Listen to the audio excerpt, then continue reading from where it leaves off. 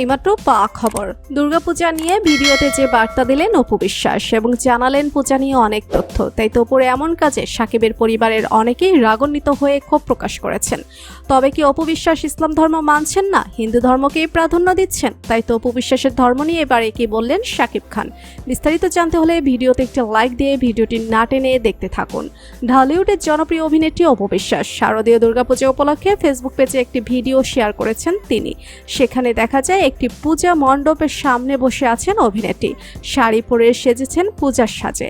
সেই ভিডিও বার্তায় তিনি বলেন, সবাইকে শারদীয় শুভেচ্ছা, সবাই অনেক ভালো থাকুন, সুস্থ থাকুন, সুন্দর থাকুন। আমরা সবাই জানি মা দুর্গা বিপদনাশিনী। আমি চাইবো মা দুর্গা এবার আমাদের সব দুঃখ, কষ্ট, গ্লানি, মহামারী দ্রুত সরিয়ে ফেলবে।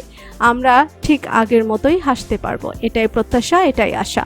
অপু বিশ্বাসের এমন কাজে ইসলাম ধর্মের অনুসারীরা কখনো মেনে নিতে পারেননি। সকলেই বলছেন অপু বিশ্বাস শাকিব খানের স্ত্রী, সে ইসলাম ধর্ম মেনে সাকিবের সাথে একসাথে থাকার কথা জানিয়েছেন। তবে সে কিভাবে আবারও হিন্দু ধর্ম নিয়ে এমন বার্তা দিতে পারেন? এটা অন্যায়, এমন কাজটি করে অপু বিশ্বাস ভুল করেছেন। তাই তো অপু বিশ্বাসের এমন ভিডিও বার্তার পরে সাকিব খান বলেন, যেহেতু অপু আগে হিন্দু ধর্ম অনুসারী ছিল, সেখান থেকে হলে ঠিক ছিল, কিন্তু অপু তো এখন আমার স্ত্রী। অপু বিশ্বাস এমন কাজটি করে ঠিক করেনি। তাই তো আমি মনে করি অপু বিশ্বাস তার ভুল বুঝে সকলের সামনে ক্ষমা চাইবে।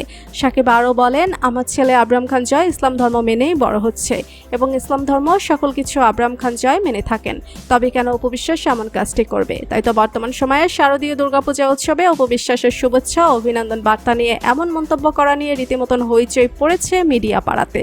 তো বন্ধুরা, অপু বিশ্বাস কি সাকিবের বউ হিসেবে দুর্গাপূজার উৎসবে শুভেচ্ছা বার্তা দিয়ে ঠিক কাজ করেছেন এবং ইসলাম ধর্মে কি মূর্তি পূজার বিধান আছে? এ বিষয় নিয়ে আপনাদের মতামত কমেন্টস করে অবশ্যই জানাবেন আমাদেরকে।